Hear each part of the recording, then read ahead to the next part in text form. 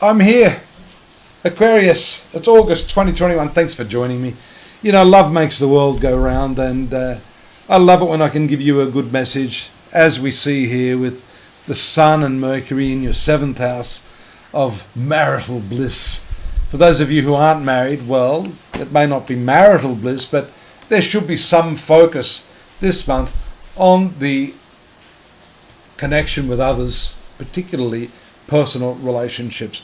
And that's because on the 9th, if you take a look at the moon swinging around here, all the way through, firstly around the 5th and 6th, your 6th house, has to do with service and work issues, notwithstanding this. Get that shit out of the road first, and then you're going to enjoy the new moon taking place here in your 7th house of relationships. Now, the new moon means developing new skills, turning over a new leaf and looking at the relationship in a new light. So this can also sometimes mean starting a new relationship. So out with the old, in with the new seems to be the message of the stars this month for you, Aquarius. And of course, take a look at that on the 10th. Whenever you got that moon and Mars and Venus, there's a really passionate combination. And you look at that midpoint here, which is around 15, there it is there, around the 10th and 11th. There's no doubt you're going to be having some lovely time between the sheets. That's a strong sexual aspect. Even if it's only for a day or two, the moon moves out then into the 9th house, which is travels, at least plans of travel, which is very, very nice. And then you've got, you're thinking about travel for a while, but then Mercury distracts you again and brings you back to this sexual house. It may not be all sex, because the 8th house has to do with the money that you have invested with other people. For some of you, this could have to do with, squaring off your credit cards, paying off your loans, talking to your bank manager, sorting out your future security. It's all to do with the shared resources and the income you can make from money. Venus moves to the 9th house. So this, again, punctuates this travel, educational, and also philosophical combination. Venus is one of your best planets. It rules this 9th house and indicates that if you've got any legal matters that are outstanding, you can address those now. And just getting a vibe here that if you haven't been happy with your lawyer, this is the time to get a new one, because you've had that new moon as well.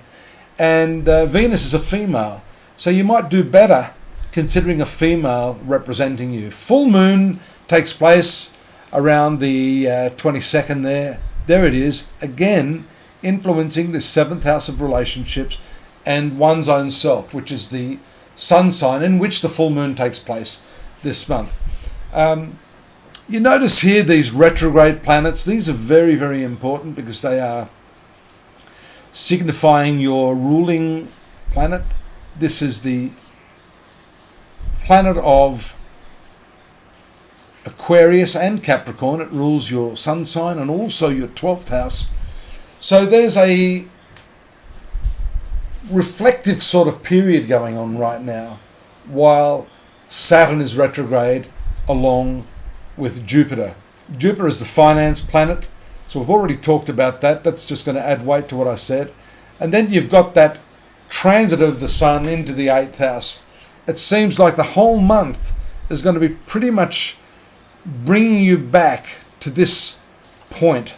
Mercury, Mars, Sun, 8th house stuff. The Saturn retrograde shows that you're also thinking about how, not just the money itself, but your relationship to the money and the way you've negotiated your financial deals.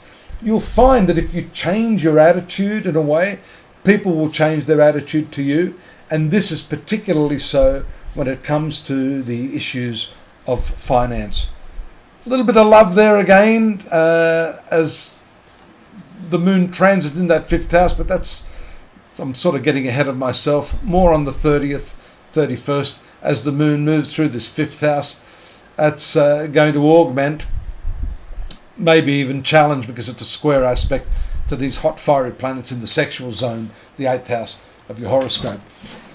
All in all, a good month, but very, very financially orientated. I'm going to write that down, finances, and also new attitudes. Excuse me while I take notes here. New attitudes to money. Pop on over to astrology.com.au. There's more there. I've got the transcript as well if you want to read what I've said and compare that to the typical day-by-day transits that we've also added there. Subscribe if you haven't already. Drop me a line, and don't forget, if you need a reading, I'm always here to help you figure that out, and I'll show you how to do that. See you here same time next month. Take care. Bye-bye.